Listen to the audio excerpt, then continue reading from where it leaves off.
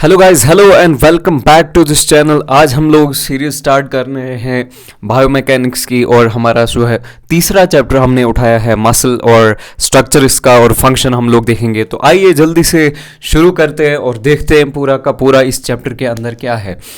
Muscle structure और function, जैसा कि हमें पता है मसल हमारा एक स्पेशलाइज्ड टिश्यू होता है जो हमारे मूवमेंट में हेल्प करता है कॉन्ट्रैक्शन करके और रिलैक्सेशन करके। ये हमारा फंक्शन होता है हमारे मसल का। अगर हम लोग मसल का देखें तो ये कॉन्ट्रैक्ट करते हैं और रिलैक्स करते हैं। हमारी बॉडी के अंदर जितने भी मसल्स प्रेजेंट होते हैं ये कंटिन्यूसली क्या करते हैं, कॉन्ट्रैक्शन करते हैं और रिलैक्सेशन करते हैं, जिसकी वजह से क्या होता है हम मूव कर सकते हैं। हमारी बॉडी जो है वो मूव कर सकती है एक जगह से दूसरी जगह तक। हम लोग जो है वो मसल्स की वजह से, बोन्स की वजह से, इनके कॉम्बिनेशन से मिलकर हम लोग जो है वो मूव कर सकते हैं। मसल्स हमारे बॉडी के पोस्चर को मेंटेन करते हैं और मसल्स हमारी बॉडी के अंदर जो है वो हीट प्रोड्यूस करते हैं। जब सर्दियों में हमें जो है वो सर्दी लग रही होती है तो हमारी बॉडी जो है वो शिवर करती है। क्यों शिवर करती है? इसलिए शिवर करती है क्योंकि हमारी बॉडी को जो है वो हीट की ज़रूरत होती है। तो हमारी बॉडी जो है वो हीट भी प्रोवाइड करती है, मूवमेंट में भी हेल्प करती है। इसके अलावा जो है वो हमारे पोस्चर को भी मेंटेन करने में हेल्प करती है। हमारे पास यूजुअली 3 तरीके के जो है वो मेन जो है वो मसल्स हमारी ह्यूमन बॉडी के अंदर होते हैं। एक होता है हमारा स्केलेटल मसल, एक होता है कार्डियक मसल और एक होता है हमारा स्मूथ मसल। हमारा जो स्केलेटल मसल होता है ये वॉलंटरी होता है और स्टीरेटेड होता है। ये हमारा वॉलंटरी होता है और स्टीरेटेड होता है। हमारा कार्डियक मसल जो है वो इनवॉलंटरी होता है और स्टीरेटेड होता है। हमारे स्मूथ मसल्स हमारे जो है वो ये इनवॉलंटरी होते हैं और नॉन स्टीरेटेड होते हैं। इसके बाद अगर हम लोग स्ट्रक्चर की बात करें, हमारे एक स्केलेटल मसल का स्ट्रक्चर क्या होता है आपको सिंपली याद रखना है। सबसे पहले हमारा होता है एक सबसे बड़ा मसल, ठीक है। मसल जो है वो यहाँ पे चीज़ जो है वो ये याद रखने वाली बहुत ज़्यादा इंपॉर्टेंट चीज़ है। मसल जो है वो कई सारे फेजिकल से मिलकर बनता है। कई सारे फेजिकल जो है वो छोटे छोटे मसल फाइबर्स से मिलकर बनते हैं। कई सारे मसल फाइबर्स जो है वो मायोफिब्रिल से मिलकर बनते हैं और मायोफिब्रिल्स कई सारे छोटे छोटे एक्टिन एंड फिलामेंट यूनिट से मिलकर बनते हैं। ये हमारा है पूरा का पूरा एक मसल का स्ट्रक्चर। सबसे पहले होती है एक बड़ी मसल जो है वो कई सारे फेजिकल से मिलकर बनती है। कई सारे फेजिकल्स जो है वो मसल फाइबर से मिलकर बनते हैं और कई सारे मसल फाइबर्स मायोफिब्रिल और कई सारे मायोफिब्रिल एक्टिन और फिलामेंट से मिलकर बनते हैं। अगर ये हमारी बोन है, हम डायग्राम पे ज़्यादा ध्यान नहीं देना। ये टेंडोन होता है जो एक मसल को जो है वो बोन के साथ कनेक्ट करता है और ये हमारा बड़ा मसल है, ठीक है। ये मसल है हमारा। ये मसल जो है वो कई सारे छोटे छोटे फेसिकल से मिलकर बना है। अगर इस फेसिकल को बाहर निकाले तो ये भी कई सारे छोटे छोटे units that is muscle fibre से मिलकर बना है। इस मसल फाइबर को भी अगर बाहर निकालें तो ये भी कई सारे छोटे छोटे यूनिट से मिलकर बना है दैट इज मायोफिब्रिल। और इस मायोफिब्रिल को भी अगर बाहर निकालें तो ये मायोफिब्रिल भी कई सारे छोटे छोटे फिलामेंट्स एक्टिन एंड मायोसिन से मिलकर बना है। सो ये होता है हमारा जो है वो मसल का एक स्ट्रक्चर पूरा का पूरा। अब ये जो हमारी मसल है इसमें याद रखना है इस मसल की जो कवरिंग है, बाहर से जो इसकी कवरिंग है ये बनाती है हमारी एपीमाइसियम। ये जो कवरिंग है इस मसल की इसको हम लोग बोलते हैं एपीमाइसियम। इस फेसिकल की कवरिंग को हम लोग बोलते हैं पेरीमाइसियम और मसल फाइबर की कवरिंग को हम लोग बोलते हैं एंडोमाइसियम। मायोफिब्रिल के बाहर सार्कोलेमा, इसकी कवरिंग को हम लोग बोलते हैं सार्कोलेमा और इसके अंदर जो साइटोप्लाज्म होता है उसको बोलते हैं सार्कोप्लाज्म। ये होता है हमारा एपीमाइसियम। मसल की जो हमारी कवरिंग है उसको एपीमाइसियम बोलेंगे। हमारे जो फेजिकल की कवरिंग है इसको हम लोग पेरीमाइसियम बोलेंगे। मसल फाइबर की कवरिंग को हम लोग जो है वो एंडोमाइसियम बोलेंगे। और जो हमारी ये कवरिंग है, जो हमारी लेयर है प्रेजेंट है, मेम्ब्रेन जो प्रेजेंट है हमारे मायोफिब्रिल की, उसको हम लोग सार्कोलेमा बोलेंगे। और उसके अंदर जो साइटोप्लाज्म प्रेजेंट है उसको सार्कोप्लाज्म कहेंगे। ये होता है हमारा पूरा का पूरा स्ट्रक्चर जो है वो मसल का। अब यहां पे ध्यान देने वाली बात ये है कि जो हमारा एक्टिन और मायोसिन है, इसके ऊपर हमने सबसे ज्यादा ध्यान देना है। एक्टिन और मायोसिन के ऊपर हमने क्यों ध्यान देना है? क्योंकि हमारा जो आगे हमने मसल कॉन्ट्रैक्शन पढ़ना है, रिलैक्सेशन पढ़ना है, उसके अंदर जो है वो हमारा जो है वो एक्टिन और मायोसिन का जो है वो काम आएगा। अगर मैं एक्टिन की बात करूं, एक डायग्राम आपको सिर्फ याद रखनी है। ये जो हमारा एक्टिन होता है, इसको आइसोट्रोपिक बैंड भी बोलते हैं या लाइट बैंड भी बोलते हैं। ये जो हमारा, ये देख पा रहे हैं आप, ये इसको मैं थिक करता हूं, ये थिक और ये वाला थिन। ये जो थिन फिलामेंट बनाया मैंने, ये इसको आई बैंड बोलते हैं या एक्टिन। ये जो थिक बैंड मैंने बनाया, इसको ए बैंड बोलते हैं या मायोसिन। ठीक है, ये एक्टिन और ये मायोसिन। अब होता क्या है, ये जो एक्टिन और मायोसिन है, ये दो आई बैंड्स हैं। ये आई बैंड है, ये आई बैंड है, ये आई बैंड है। इन आई बैंड्स के बीच में एक लाइन होती है। इन आई बैंड्स के बीच में एक लाइन होती है, जिस लाइन को हम लोग जेड लाइन बोलते हैं। ये जेड लाइन है। ये जेड लाइन और ये जेड लाइन, इन दोनों जेड लाइन के बीच में जो स्ट्रक्चर होता है उसको हम लोग सार्कोमेयर कहते हैं। Sarcomere is the basic unit of the muscle contraction का जो बेसिक यूनिट है वो सार्कोमेयर है। ये जो जेड लाइन है और ये जेड लाइन है, इसके बीच में जो स्ट्रक्चर है उसको हम लोग सार्कोमेयर कहते हैं। यहां पे जो ये स्ट्रक्चर है, ये जो ये जगह है, इसको एच जोन बोलते हैं। ठीक है, और जो मायोसिन के बीच में लाइन आएगी उसको एम लाइन बोलेंगे। So this is about all about this actin और मायोसिन। अब क्या होता है, ये जो मायोसिन है इसके हेड्स इस तरीके से एक्टिन के ऊपर जाते हैं और एक्टिन जो है वो इस मायोसिन के ऊपर जो है वो कॉन्ट्रैक्ट करता है, मूव करता है। उसी को हम लोग स्लाइडिंग फिलामेंट थ्योरी कहते हैं। ये जब मायोसिन के हेड्स इस एक्टिन को पास में खींचेंगे ना, तो ये एच जोन जो है वो खत्म हो जाएगा। ये एच जोन जो है वो खत्म हो जाएगा। जब ये एच जोन खत्म हो जाएगा, इस टाइम पे जो है वो हमारा मसल जो है वो क्या कर रहा होगा, कॉन्ट्रैक्ट कर रहा होगा। So this was all about this actin and myosin. किस तरीके से सार्कोमेयर क्या होता है, जेड लाइन क्या होता है, आई बैंड क्या होता है, एच जोन क्या होता है, एम लाइन क्या होती है, इस तरीके से आप लोग सिंपली जो है वो याद रख सकते हैं। नाउ लेट्स टॉक अबाउट ये एक्टिन और मायोसिन जो है वो एक्चुअल में इनका स्ट्रक्चर कैसा होता है। अगर हम लोग एक्टिन और मायोसिन की बात करें, इनमें एक्चुअल जो है वो स्ट्रक्चर कैसा होता है वो हम लोग देखेंगे। हमने अभी देखा कि ये हमारा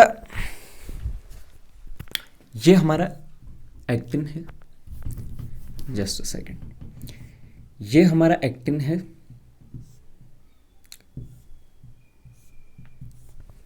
और बीच में मैं बनाता हूं मायोसिन। ये थिक बैंड जो है वो मायोसिन है। ये जेड लाइन है, ये भी जेड लाइन है। इन दो जेड लाइंस के बीच में सार्कोमेयर प्रेजेंट है। ये एच जोन है, ये एच जोन प्रेजेंट है। ये हमारी है रिलैक्स्ड कंडीशन। अब जब मसल जो है वो कॉन्ट्रैक्ट करेगा, अब यहां पे ध्यान रखना, ये जब मसल कॉन्ट्रैक्ट करेगा, ये जो एच जोन है वो खत्म हो जाएगा, क्योंकि एक्टिन को जो फिलामेंट्स है वो बिल्कुल पास आ चुके हैं एक दूसरे के। एक्टिन के जो फिलामेंट्स है वो बिल्कुल पास आ चुके हैं एक दूसरे के। ये एच जोन खत्म हो गया, मायोसिन यहां पे है और इसके हेड्स ने जो है वो इसको स्लाइड करवाया, इसके हेड्स ने जो है वो स्लाइड करवाया इस एक्टिन को। ये एच जोन हमारा जो है वो खत्म हो गया, यहां पे कॉन्ट्रैक्ट हो रहा है, ये कॉन्ट्रैक्ट जो है वो हो रहा है। और इसी तरीके से हम लोग आगे देखेंगे किस तरीके से जो है हमारा मसल कॉन्ट्रैक्ट करता है और किस तरीके से रिलैक्स करता है। अगर मैं एक्टिन की बात करूं, हमारा जो एक्टिन होता है वो एफ एक्टिन से मिलकर बना होता है और कई सारे जी एक्टिन, छोटे छोटे ग्लोबुलर शेप के स्ट्रक्चर जो है वो मिलकर बनाते हैं।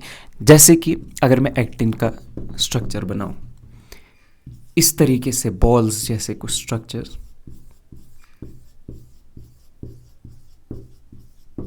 ये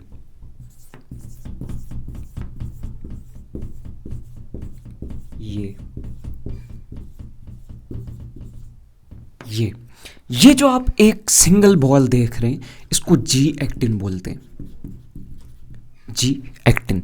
इस जी एक्टिन से मिलकर जो है वो हमारा एक्टिन जो है वो उसका फिलामेंट बनता है।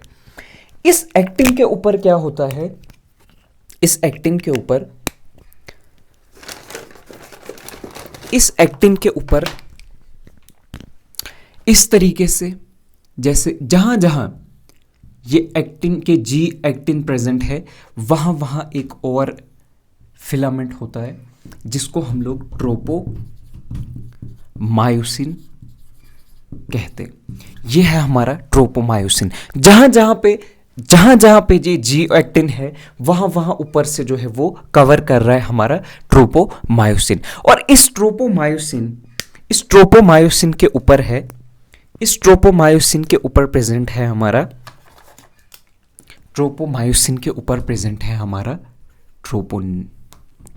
ट्रोपोमायोसिन के ऊपर क्या प्रेजेंट है, ट्रोपोनिन।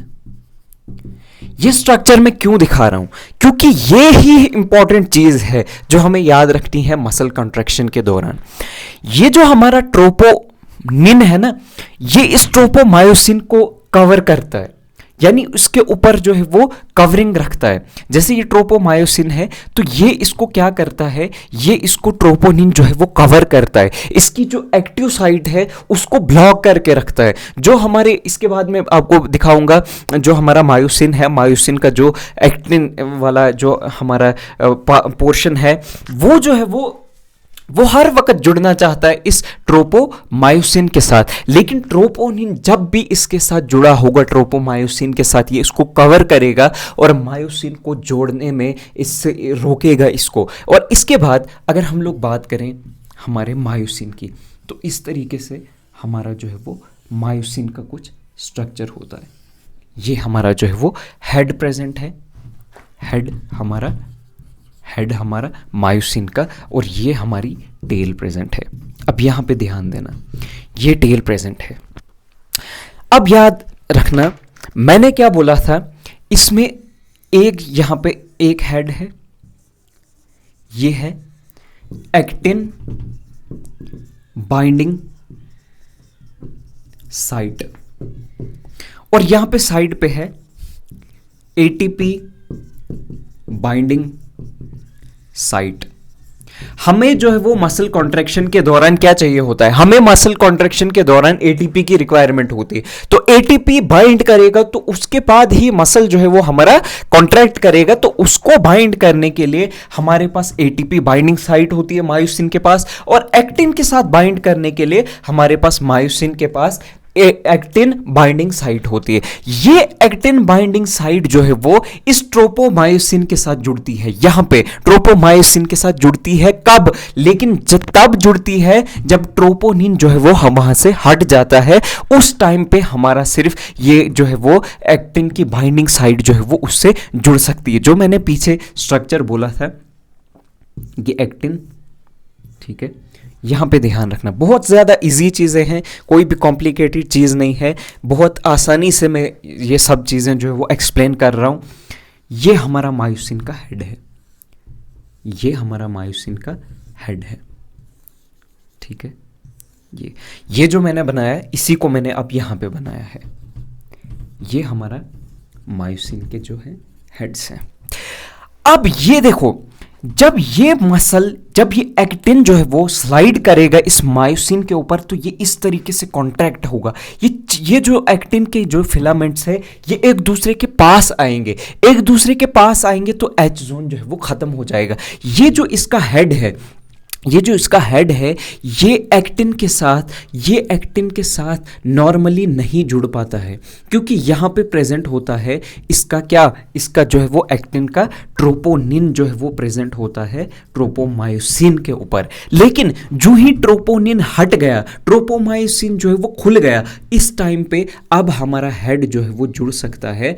अब हमारा जो है वो हेड मायोसिन का एक्टिन के ऊपर जुड़ सकता है, और जैसे ही एक्टिन का हेड जो है वो मायोसिन का जो है वो हेड एक्टिन के साथ जुड़ता है, तो मसल जो है वो कॉन्ट्रैक्ट करती है पूरा। इसके बाद हम लोग देखेंगे किस तरीके से मैकेनिज्म क्या होता है हमारा, किस तरीके से मसल जो है वो कॉन्ट्रैक्ट करती है, वो सब इसी के ऊपर बेस्ड है मायोसिन और एक्टिन, जिसको हम लोग actin and myosin sliding filament theory कहते हैं। इसके बाद हम लोग देखेंगे कॉन्ट्रैक्शन, किस तरीके से मसल जो है वो कॉन्ट्रैक्ट करता है, फंक्शंस क्या होते हैं हमारे सिलेबस में जो है वो। इसके बाद यही है कि हमारा जो है वो मसल कॉन्ट्रैक्ट कैसे करता है, फंक्शंस क्या होते हैं मसल के। उसके बाद जो है वो हम लोग देखेंगे कि अगर हमारी जो है वो इमोबिलाइजेशन हो गई, अगर हम मसल को जो है वो बहुत टाइम तक उसको मूव ही ना करें, इमोबिलाइज हो जाएगी मसल, तो उससे क्या असर पड़ेगा हमारे मसल के ऊपर, इंजरी से क्या मसल के ऊपर इफ़ेक्ट पड़ता है, एजिंग के साथ क्या क्या इफ़ेक्ट पड़ते हैं, ये सब चीज़ें जो है वो आगे देखेंगे हम लोग। आई होप अभी तक आपको चीज़ें जो है वो समझ आई होंगी। बहुत ईजी चीज़ें हैं, कोई भी कॉम्प्लिकेटेड चीज़ नहीं है। आई होप आपको समझ में आ रही होंगी। आगे बढ़ेंगे इससे आगे। अब हम लोग आगे बढ़ेंगे और देखेंगे मसल कॉन्ट्रैक्शन होगा कैसे। सबसे पहले देखो क्या होगा, nerve impulse arrives at the neuromuscular junction. याद रखना हमारे पास जो मोटर नर्व्स होते हैं, ठीक है, एक नर्व जो है, दो तरीके के नर्व्स हमारे पास, जो हमारे सेंट्रल नर्वस सिस्टम से जो नर्व्स आएंगी और मसल को जो है वो उसको कॉन्ट्रैक्ट करना है, रिलैक्स करना है, वो इन्फॉर्मेशन जो लेके आएगी उसको हम लोग कहते हैं मोटर नर्व। और दूसरी होती है सेंसरी नर्व, जो सेंस ऑर्गन से हमारे सेंट्रल नर्वस सिस्टम तक, जो ब्रेन तक जो है वो इंफॉर्मेशन पहुंचाएगी, वो हो गई हमारी कौन सी, सेंसरी नर्व। तो मोटर नर्व जो है वो हमारी क्या करेगी, मोटर नर्व जो है वो इंफॉर्मेशन लेके आएगी, कहाँ से लेके आएगी, हमारे इंफॉर्मेशन लेके आएगी सेंट्रल नर्वस सिस्टम से मसल की तरफ। देखो क्या होता है, हमारे पास जो नर्व होती है उसमें हमारे पास पता है हमें डेंड्राइड्स होते हैं, एक्सोन होता है, ठीक है, ये एक्सोन टर्मिनल होता है, ठीक है। इसी तरीके से एक नर्व जो है वो अपनी इंफॉर्मेशन लेके आती है। हमारी जो नर्व है वो ब्रेन से एक इंफॉर्मेशन लेके आएगी, ठीक है, और इंफॉर्मेशन लेके आएगी वो न्यूरो ट्रांसमीटर एसिटाइल कोलिन के फॉर्म में। देखो जो हमारी नर्व है, हमने कहा कि एक मसल को अगर कॉन्ट्रैक्ट करना है तो उसको, एक मसल को जो है वो अगर कॉन्ट्रैक्ट करना है तो उसको क्या करना पड़ेगा, उस मसल को, नर्व को जो है वो इंफॉर्मेशन लेके आनी पड़ेगी। यानी कि अगर हमें किसी इंसान को जो है वो, अगर किसी इंसान को हमने व्हाट्सएप पे मैसेज करना है, अगर कोई बात पहुंचानी उस तक, तो हमें क्या करना पड़ेगा, हमें उस शख्स को मैसेज करना पड़ेगा। वही मैसेज जो है वो ब्रेन भी करता है। हमारे पास एक मोटर न्यूरॉन आएगा, मोटर न्यूरॉन जो है वो एक केमिकल लेके आएगा, जिस केमिकल को हमने क्या कहा, एसिटाइल कोलिन। यहाँ पे जो मैं डायग्राम बना रहा हूँ इजीली आपको समझ में आएगा। हमारा नर्व और मसल के बीच में जो बातचीत होगी वो किस जगह पे होगी, वो होगी इस न्यूरो मस्कुलर जंक्शन पे। ये पॉइंट जहां पे हमारी एक नर्व और हमारी मसल आपस में बातचीत करेगी, उसको हम लोग बोलेंगे न्यूरोमस्कुलर जंक्शन। ये नर्व क्या लेके आई है, ये लेके आई है एसिटाइल कोलिन, केमिकल। ये एसिटाइल कोलिन क्या करेगा, ये पूरे के पूरे जो मसल हमारा है, जो हमारा मसल फाइबर है, उसको बोलेगा कि इंफॉर्मेशन आई है कि मसल को हमने कॉन्ट्रैक्ट करना है। इससे पहले जो मैंने आपको डायग्राम दिखाया था मसल फाइबर में, मैंने कहा था मसल फाइबर में हमारी कवरिंग जो है वो सार्कोलेमा होती है। तो ये हमारा एक मान लो मसल फाइबर का सेल है और यहाँ पे जो है वो कवरिंग जो है वो उसकी है, यह है सार्कोलेमा। ठीक है, ये सार्कोलेमा पे एसिटाइल कोलिन आता है। ठीक है, ये एसिटाइल कोलिन डीपर, ये एसिटाइल कोलिन जो है वो पूरे के पूरे इस मसल फाइबर तक इंफॉर्मेशन पहुंचनी चाहिए। इस पूरे के पूरे मसल फाइबर तक इंफॉर्मेशन तब पहुंचेगी जब ये एसिटाइल कोलिन जो है वो पूरे मसल तक पहुंचेगा, और इसको हम लोग बोलते हैं टी ट्यूब्यूल। इसको हम लोग बोलते हैं टी ट्यूब्यूल। टी ट्यूब्यूल कुछ नहीं होता है, टी ट्यूब्यूल यही जो हमारी सार्कोलेमा है, ये डीपर अंदर तक जाती है ताकि एसिटाइल कोलिन जो है वो पूरे के पूरे मसल फाइबर तक जो सेल है वहां तक पहुंचे। और इस मसल फाइबर के साइटोप्लाज्म में को मैंने कहा था सार्कोप्लाज्म। इस सार्कोप्लाज्म में क्या होता है, जैसे हमारे हर एक सेल में एंडोप्लाज्मिक रेटिकुलम होता है, उसी तरीके से यहाँ पे क्या होता है, यहाँ पे सार्कोप्लाज्मिक रेटिकुलम होता है। ये सार्कोप्लाज्मिक रेटिकुलम जो है, इसके अंदर ये स्टोर हाउस होता है किसका, ये कैल्शियम का स्टोर हाउस होता है। यहाँ पे जो है वो हमारे कैल्शियम जो है यहाँ पे स्टोर होते हैं। ठीक है, अब यहाँ पे ये स्टोर होते हैं और यहीं पे होता है हमारा बाहर एक्टिन और मायोसिन के फिलामेंट्स। एक्टिन और मायोसिन के फिलामेंट्स भी बाहर होते हैं। ध्यान से मेरी बात को समझना, मैं क्या कहना चाह रहा हूं। ये एसिटाइल कोलिन जो है वो एक नर्व जो है, मोटर नर्व लेके आई एसिटाइल कोलिन, और इसने एसिटाइल कोलिन पूरे के पूरे इसमें डाल दिया सार्कोप्लाज्मिक रेटिकुलम, सार्कोप्लाज्म के अंदर इसने डाल दिया। और एसिटाइल कोलिन का काम क्या था, इन्फॉर्म करना कि कैल्शियम आयंस को रिलीज करो। ये जो हमारा सार्कोप्लाज्मिक रेटिकुलम है, यहां से कैल्शियम बाहर निकलेगा, क्योंकि एसिटाइल कोलिन जो है वो यही इंफॉर्मेशन लेके आया था कि ये जो कैल्शियम प्रेजेंट है एंडोप्लाज्मिक रेटिकुलम के अंदर, इसमें से कैल्शियम जो है वो बाहर निकालो। जब ये कैल्शियम बाहर निकलेगा, अब सबसे इंपॉर्टेंट चीज़ है, जब ये कैल्शियम बाहर निकलेगा इसके बाद क्या होता है वो चीज़ आपको ध्यान रखना है। जब कैल्शियम बाहर निकला, जब ये कैल्शियम बाहर निकला, अब ये कैल्शियम क्या करेगा, ये कैल्शियम जाएगा और बाइंड करेगा हमारे ट्रोपोनिन के साथ। मैंने बोला था इस तरीके से हमारा एक्टिन का जो है वो स्ट्रक्चर होता है, इस तरीके से जी ट्यूब्यूल्स जो है वो बनाते हमारे एक्टिन को। और यहाँ पे था ट्रोपोमायोसिन, जिसको बाइंड कर रहा था, जिसको बाइंड कर रहा था हमारा ट्रोपोनिन। ये ट्रोपोनिन उसको बाइंड कर रहा था, उसकी जो उसको बचा रहा था, उसको जो है वो मायोसिन के हेड के साथ जुड़ने से बचा रहा था। अब ये कैल्शियम जो सार्कोप्लाज्मिक रेटिकुलम में था वो बाहर निकल के सार्कोप्लाज्म में आया। जब ये कैल्शियम आया तो ये कैल्शियम अब बाइंड करेगा हमारे इस ट्रोपोनिन के साथ। ये कैल्शियम जब इस ट्रोपोनिन के साथ बाइंड करेगा तो हमारी जो एक्टिव साइट थी एक्टिन की वो खुल जाएगी। ये खुल जाएगी एक्टिव साइट हमारी ट्रोपोनिन की, यानी अब जो हमारा हेड है, ये जो ट्रोपोनिन है, ये जो ट्रोपोमायोसिन है, उसकी एक्टिव साइट जो है वो खुल गई है। यानी अब हमारा जो हमारा मायोसिन था, जिसका हेड जो है वो कब से चाह रहा था कि मैं इससे जुड़ूं, वो जुड़ नहीं पा रहा था, क्योंकि वहां पे क्या था, वहां पे ट्रोपोनिन प्रेजेंट था। अब कैल्शियम आया, इस ट्रोपोनिन के साथ जुड़ा, ट्रोपोनिन में ट्रोपोमायोसिन की एक्टिव साइट जो है वो खुल गई। तो ये जो है, ये जो हमारा एक्टिव साइट था, एक्टिन बाइंडिंग साइट थी मायोसिन की, ये जुड़ जाती है इस ट्रोपोमायोसिन के साथ। ये ट्रोपोमायोसिन के साथ जुड़ती है। दूसरी जगह थी हमें, हमारे मायोसिन में दूसरी जगह थी ATP binding site. ATP binding site, ये जब हमारा मायोसिन का एक्टिन बाइंडिंग साइट जब ट्रोपोमायोसिन के साथ जुड़ा, इसके बाद क्या होता है, ये जो हमारा मायोसिन है इसमें पहले से ही प्रेजेंट एडीपी और फॉस्फेट होता है।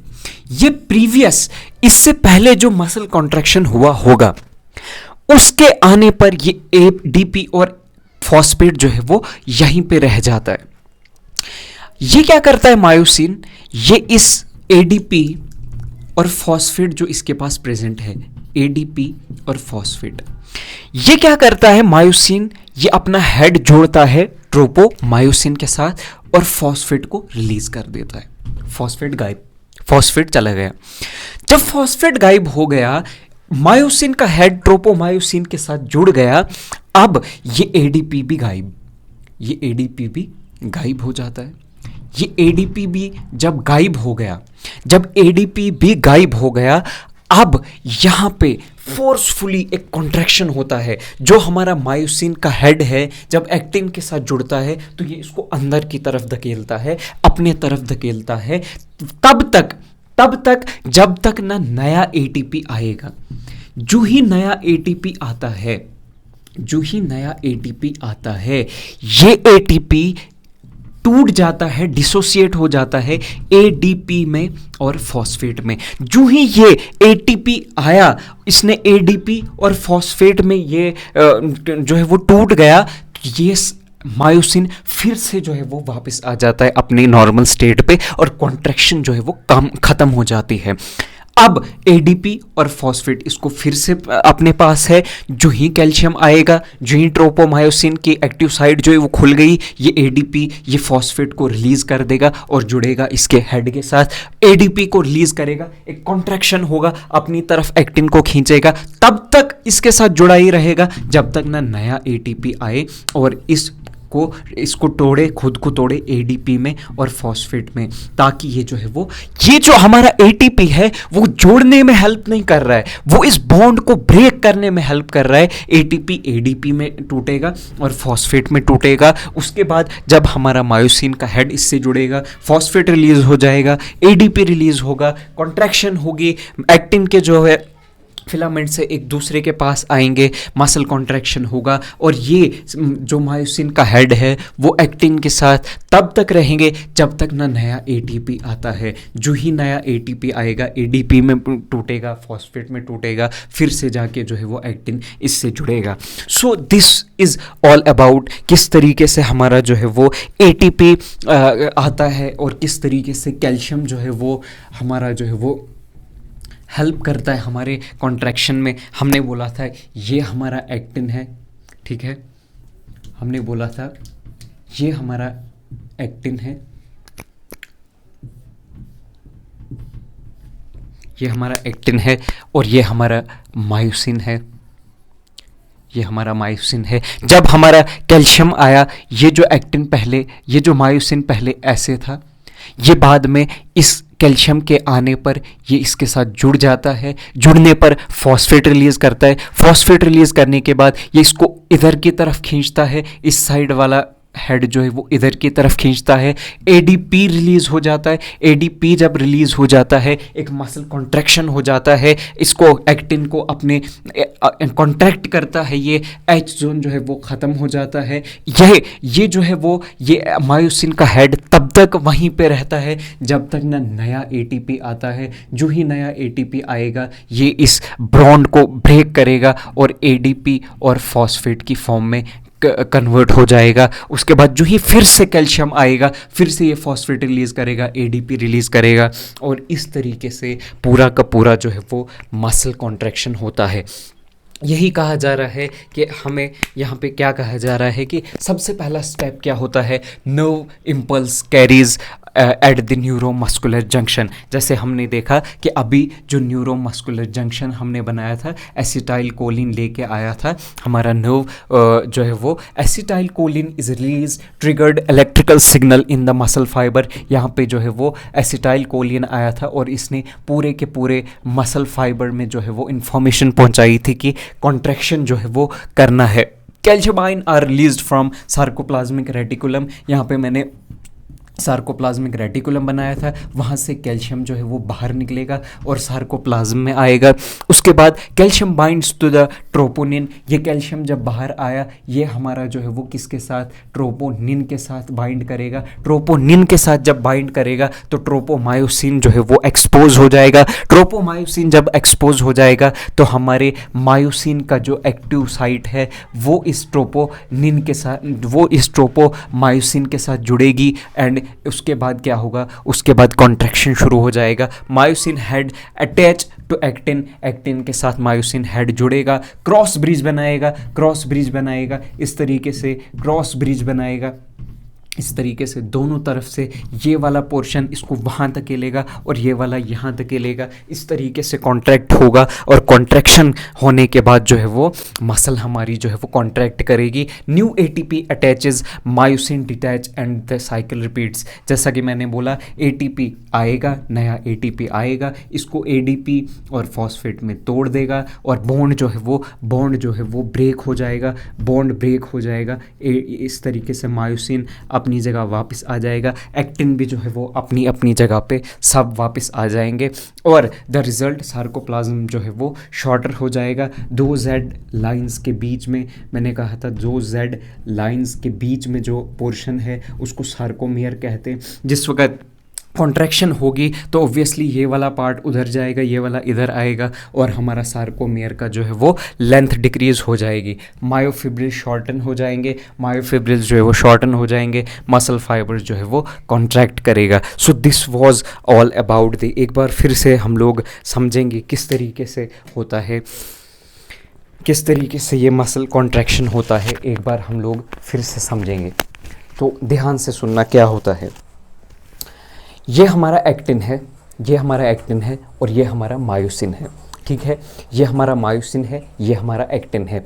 कैल्शियम आया, कैल्शियम जो ही आया सार्कोप्लाज्मिक रेटिकुलम से बाहर निकला सार्कोप्लाज्म में, कैल्शियम आया, कैल्शियम ने ट्रोपोमायोसिन के साथ जुड़ा। ये ट्रोपोमायोसिन के साथ जो ही जुड़ा, कैल्शियम ने बाइंड किया किसके साथ, एक्टिन के साथ। जो ही कैल्शियम ने एक्टिन के साथ बाइंड किया, इसके पास पहले से एडीपी और फॉस्फेट प्रेजेंट था।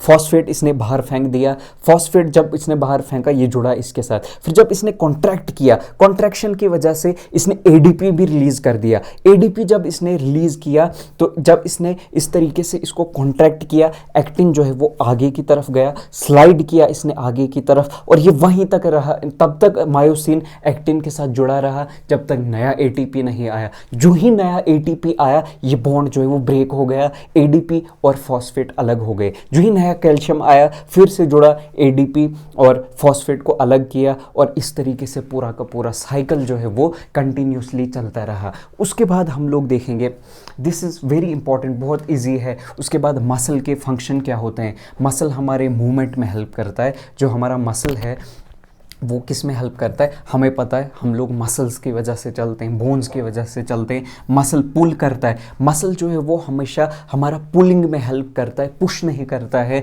On bones to create motion. Motion create करने के लिए ये पुल करता है बोन्स के ऊपर। यह हमारा पोस्चर मेंटेन करता है। Continuous small contraction maintain, body की पोजीशन मेंटेन होती है कंटिन्यूसली। जब हमारी बॉडी कॉन्ट्रैक्ट करते रहती है उससे हमारी पोजीशन मेंटेन होती है।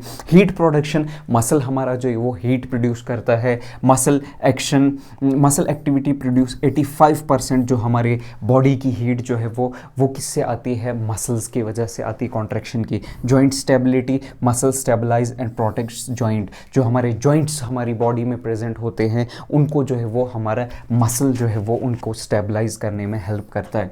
This was all about the muscle contraction. I hope आपको समझ में आया होगा। इसके बाद हम लोग देखेंगे इमोबिलाइजेशन। अगर हम मसल्स को कंटिन्यूसली हम लोग मूव नहीं करेंगे, ये अगर इमोबाइल हो गए तो इन पे क्या असर पड़ता है, एजिंग की वजह से क्या असर पड़ता है या किसी इंजरी की वजह से क्या असर पड़ता है। अब हम लोग आगे बढ़ेंगे और अब हम लोग देखेंगे मसल इमोबिलाइजेशन, इंजरी और एजिंग के बारे में हम लोग देखेंगे। अगर हम लोग मसल्स को मूव नहीं करेंगे बहुत ज़्यादा टाइम तक तो क्या असर पड़ता है हमारे मसल्स पर।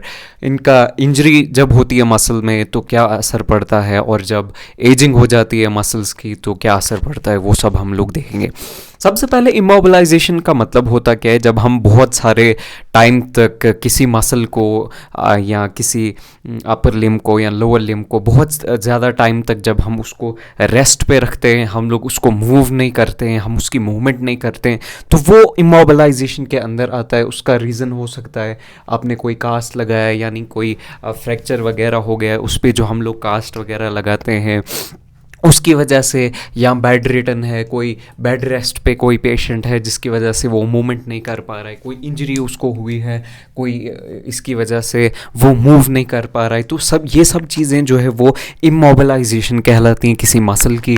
सबसे पहले हम लोग देखेंगे मसल पे क्या असर पड़ता है जब हम लोग इमोबाइल करते हैं अपने मसल को। सबसे पहले मस्कुलर एट्रोफी हो जाती है। मस्कुलर एट्रोफी यानी मसल का जो है वो साइज़ जो है वो कम हो जाता है, मसल का साइज़ प्रोटीन की डेफिशिएंसी से कम हो जाता है, मसल का जो है वो साइज़ डिक्रीज़ हो जाता है, क्योंकि मसल में कोई भी मूवमेंट नहीं हो रही है जिसकी वजह से उसका साइज़ जो है वो कम हो जाता है। लॉस ऑफ स्ट्रेंथ जो है वो कम हो जाती है। हमें पता है हम जब किसी चीज़ को मूव नहीं करते हैं तो उसकी स्ट्रेंथ जो है वो ऑटोमेटिकली कम हो जाती है। एटीपीज़ नहीं होते हैं, एटीपी की प्रोडक्शन जो है वो ज़्यादा नहीं होती है। माइटोकॉन्ड्रियाज जो है वो बॉडी में बहुत ज़्यादा कम हो जाते हैं मसल के अंदर, जिसकी वजह से लेस एटीपी प्रोडक्शन की वजह से लेस जल्दी जो है वो मसल हमारी फटीग हो जाती है, उसके अंदर स्ट्रेंथ नहीं बचती है कोई भी हम काम। इसीलिए कहते हैं कि फिज़िकल एक्टिविटीज़ जो है वो हमें करते रहना चाहिए। हमें जो है वो पढ़ना है तो मैक्सिमम टाइम हमें जो है वो खड़े रहकर पढ़ना चाहिए। हमें जो है वो लॉट्स ऑफ एक्टिविटीज़ करनी रहनी चाहिए ताकि हमारी जो है वो स्ट्रेंथ जो है वो हमारी बनी रहे। इसके अलावा जो है वो रिड्यूस एंडोरेंस भी जो है वो मसल का ख़त्म हो जाता है। माइटोकॉन्ड्रिया कम बनते हैं, एटीपी जो है वो कम हो प्रोडक्शन होती है, जिसकी वजह से फटीग जल्दी हो जाता है। अब थोड़ा सा भी काम करते हो तो आप जो है वो थक जाते हैं बहुत जल्दी। चेंजेस इन मसल फाइबर्स के स्ट्रक्चर जो है वो चेंज हो जाते हैं। टाइप 1 जो है वो टाइप 2 में जल्दी से कन्वर्ट हो जाता है। उसके अलावा जॉइंट जो है वो स्टिफ हो जाते हैं। जब हम किसी जॉइंट को जो है वो ज़्यादा देर तक हम उसको यूज़ में नहीं लाते हैं तो वो स्टिफ हो जाता है, अकड़ जाता है, वो मूव नहीं कर पाता है। So these were the effects on the muscles. अब इसके बाद रिकवरी किस तरीके से हम लोग, एक जो मसल है वो अगर हमें रिकवर करना है इन सारी प्रॉब्लम्स से तो हम लोग ग्रेजुअल रीमोबिलाइजेशन करते हैं। फिजियोथेरेपी इसके लिए होता है। कंटिन्यूसली हम लोग जो है वो टाइम के साथ साथ इमोबाइल जो है वो उसको मोबाइल करते हैं, उसकी मूवमेंट करते हैं। रेजिस्टेंट ट्रेनिंग करते हैं टू बिल्ड स्ट्रेंथ और हाइपरट्रॉफी, ताकि जो है वो मसल का जो है वो साइज़ जो है वो बढ़ जाए। प्रोटीन का इंटेक जो है वो हम ज़्यादा लेते हैं, क्योंकि प्रोटीन हमें पता है प्रोटीन जो है हमारे मसल जो है वो सिंथेसिस करता है। हमारे मसल के बिल्ड करने के लिए प्रोटीन की ज़रूरत हमें होती है। इसके अलावा मसल में इंजरी जो है वो किस टाइप की इंजरी हो सकती है। हमारे मसल में जो है वो स्ट्रेन हो सकता है, मसल स्ट्रेन हो सकता है, यानी ओवर स्ट्रेचिंग की वजह से, या टेयर हो जाता है हमारे जो है वो मसल फाइबर। अगर हमने किसी मसल को बहुत ज़्यादा स्ट्रेच किया तो उसकी वजह से मसल में जो है वो स्ट्रेन हो सकता है। कंट्रूजन हो सकता है, यानी किसी ने अगर आपको बहुत हार्डली जो है वो पंच किया तो उसकी वजह से जो है वो हमारा मसल जो है वो डैमेज हो सकता है, इंटरनल ब्लीडिंग हो सकती है। अगर हम कोई स्पोर्ट्स खेल रहे हैं, क्रिकेट खेल रहे हैं, कोई बॉल आपको ज़ोर से लगी तो उसको हम लोग कंट्रूजन कहते हैं। इस तरीके से इंजर्ड हो सकती है हमारी मसल। लेक्रेशन हो सकता है, लेक्रेशन यानी टीयर या कट हो गया, किसी ने चाकू जो है वो किसी मसल में डाल दिया, किसी ने कोई इंजरी हो गई उसकी वजह से, कोई नोकीली चीज़ जो है वो डाल दी मसल के अंदर जिसकी वजह से मसल टीयर हो सकता है, फट सकता है। उसके अलावा टेंडिनोपैथी जब बहुत ज़्यादा हमने किसी मसल को जो है वो ज़्यादा बहुत यूज़ कर लिया जिसकी वजह से टेंडन पे इफ़ेक्ट हो गया, और ओवर यूज़ और इंजरी इवन इन्वॉल्व्स टेंडन, उसको हम लोग टेंडनाइटिस कहते हैं, जिसकी वजह से टेंडन जो है वो उसमें इन्फ्लामेशन हो जाती है बहुत ज़्यादा ओवर यूज़ करने की वजह से। इसके बाद एक और टॉपिक हमारा बचता है एंड दैट इज़ एजिंग को भी हम लोग देखेंगे और फिर इस चैप्टर को पूरा कर देंगे। अब हम लोग देखेंगे मसल एजिंग या सार्कोपीनिया जिसको हम लोग कहते हैं। मसल एजिंग को हम लोग सार्कोपीनिया भी कहते हैं। Sarcopenia is age related loss of muscle mass, strength और फंक्शन। जब हमारी एज बढ़ जाती है यानी 40s के बाद हम लोगों को ज़्यादातर ये देखने को मिलता है, तो इसको हम लोग सार्कोपीनिया कहते हैं। इसकी वजह से क्या हो जाता है, हमारा जो है वो लॉस ऑफ मसल का जो है वो मास कम हो जाता है, स्ट्रेंथ जो है वो मसल की जो है वो कम हो जाती है, और इसका जो है वो फंक्शन जो है वो प्रॉपरली नहीं कर पाती है। ये जो है वो 40s के बाद देखने को मिलता है और 60s तक ये जो है वो एक्सेलरेट करते रहता है, लगातार जो है वो बढ़ते रहता है। ऐसा क्यों होता है? क्योंकि देखो जैसे जैसे हमारे यहाँ क्या होता है, जैसे जैसे हमारी एज बढ़ती है 40s के बाद हम लोग काम करना बिल्कुल बंद कर देते हैं। हम लोग करते ही नहीं हैं, हम लोगों को लगता है बुढ़ापा आ गया, तो इसलिए हम लोग क्या करते हैं, यहाँ के लोग रिड्यूस फिज़िकल एक्टिविटी हमारी बिल्कुल कम हो जाती है, ना के बराबर। क्योंकि ये तो बहुत कॉमन है यहाँ पे, मतलब किसी को अगर कुछ बोलना है तो बुजुर्गी आ गई, ये हो गया, वो हो गया, ये एक बहुत वो ना प्राउडली कहा जाता है, मतलब ये कोई ऐसा चीज़ नहीं है, बड़ा प्राउडली इंसान कहता है यहाँ पे कि अब बुजुर्गी आई है, चलना नहीं बनता है, जो कि एक इंसान की कमी होती है, बट उसको बढ़ा चढ़ा के दिखाते हैं। तो कहने का मतलब ये है कि हमारी जो है वो फिज़िकल एक्टिविटी जो है वो कम हो जाती है, हम करते ही नहीं है फिज़िकल एक्टिविटी। इसके अलावा कुछ हार्मोनल चेंजेस भी आते हैं, जैसे कि ग्रोथ हार्मोन जो है वो हमारा विद द एज कम होता ही रहता है, टेस्टोस्टेरोन जो है वो मेल्स में कम होते रहता है, इसकी वजह से भी मसल का मास जो है वो कम होता है। इंसुलिन लाइक ग्रोथ फैक्टर्स जो है इनका भी डिक्रीज़ हो जाता है number. Decrease protein synthesis, body में प्रोटीन का सिंथेसिस जो है वो दिन ब दिन बॉडी जो है वो डिक्लाइन होते रहती है, तो प्रोटीन का सिंथेसिस भी कम होता रहता है। मोटर न्यूरॉन लॉस हो जाता है, मूवमेंट नहीं करते हैं, कोई हिलते नहीं है, कुछ नहीं करते हैं, बाहर नहीं जाते हैं, बस एक ही जगह रहते हैं, तो उसकी वजह से मोटर न्यूरॉन लॉस हो जाता है। फ्यू नर्व सिग्नल्स जो है वो मसल तक पहुंच पाते हैं क्योंकि कोई एक्टिविटी नहीं होती है। माइटोकॉन्ड्रियल डिसफंक्शन, माइटोकॉन्ड्रिया भी अपना काम करना जो है वो बंद कर देता है विद द एज, क्योंकि रिड्यूस्ड एनर्जी, इसके साथ एनर्जी भी कम हो जाती है और एंडोरेंस भी कम हो जाता है। अब इससे हम लोग कैसे बच सकते हैं? प्रिवेंशन क्या है इस चीज़ को? अब देखो ये चीज़ आप अगर कोई बड़ा है उसको भी दिखाना घर में कि क्या क्या करना है, जैसे जैसे एज बढ़ती है 40s के बाद, 50s के बाद। सबसे पहली चीज़ जो है वो रेजिस्टेंस ट्रेनिंग करनी है, यानी कोई उतना भी ज़्यादा नहीं है, अगर आप लोग सुबह मॉर्निंग वॉक ही करते हैं या इवनिंग वॉक करते हैं वो भी वेरी बेनिफिशियल है, ताकि जो है वो मसल कंटिन्यूसली जो है वो उसमें मूवमेंट बनी रहे, उसमें स्टिफनेस ना आए। जॉइंट्स को कंटिन्यूसली ध्यान रखना है, अपनी पूरी की पूरी बॉडी को ध्यान रखना है आखिरी दम तक, जहाँ जब तक हम लोग जी रहे हैं इस बॉडी का पूरा ख्याल रखना है। तो जैसे जैसे एज बढ़ती है वैसे वैसे हमें रेजिस्टेंस ट्रेनिंग भी बढ़ानी है, 2 से 3 बार जो है वो पर वीक भी अगर करेंगे that is very good. Adequate protein, हम लोगों की जैसे जैसे एज बढ़ती है हम खाना भी छोड़ देते हैं, पीना भी छोड़ देते हैं, हम लोग जो है वो मूव करना भी छोड़ देते हैं, लेकिन हमें जो है वो एडिक्वेट प्रोटीन लेना है, चाहे एज कितनी भी हो। हमें एटलीस्ट 1 ग्राम पर केजी वेट के हिसाब से जो है वो 1 ग्राम पर केजी वेट के हिसाब से जो है वो प्रोटीन लेना है। फॉर एग्जांपल अगर कोई इंसान है उसका वेट जो है वो 60 केजी है, तो उसको प्रोटीन जो है वो दिन में लेना है 1 ग्राम के हिसाब से, 1 × 60 यानी उसको 60 ग्राम प्रोटीन जो है वो अपने बॉडी में लेना है पूरे दिन में, एडिक्वेट प्रोटीन। विटामिन डी लेना है, धूप में जाना है, यंग वंस को भी, जो जवान हैं उनको भी विटामिन डी की बहुत ज़्यादा ज़रूरत होती है, और ओल्ड को तो होती है, ओल्ड एज पीपल जो है वो उनको भी धूप लेनी है, धूप में जाना है कंटिन्यूसली। ओमेगा 3 के सप्लीमेंट्स ले सकते हैं, इम्प्रूव, ये मसल मेटाबॉलिज्म को इम्प्रूव करता है। रेगुलर एक्टिविटी जो है वो करते रहनी है, कोई ना कोई एक्टिविटी करते रहनी है। फॉर एग्जांपल आप किसी भी रिलीजन से हैं, अगर आप नमाज़ पढ़ते हैं तो कंटिन्यूसली नमाज़ पढ़ने जाना है मस्जिद में। अगर कोई और मज़हब के हैं तो जहाँ पे भी आप जाते हैं अपनी जो है वो प्रे करने वहाँ जाना है। कंटिन्यूसली खुद को जो है वो बिज़ी रखना है हर एक वक्त इंसान को, और जो है वो इसके अलावा रेगुलर एक्टिविटी हमें जो है वो बहुत ज़्यादा फ़ायदा कर सकती है। So these were the prevention, और ये पूरा का पूरा टॉपिक था। This was all about this muscle structure and function. ये पूरा का पूरा चैप्टर जो है वो हमने कवर कर दिया है इस पूरी की पूरी वीडियो में। आई होप आपको चीज़ें समझ में आई होंगी, जहाँ पे समझ नहीं आया होगा कमेंट्स करके बताएं। Thank you so much.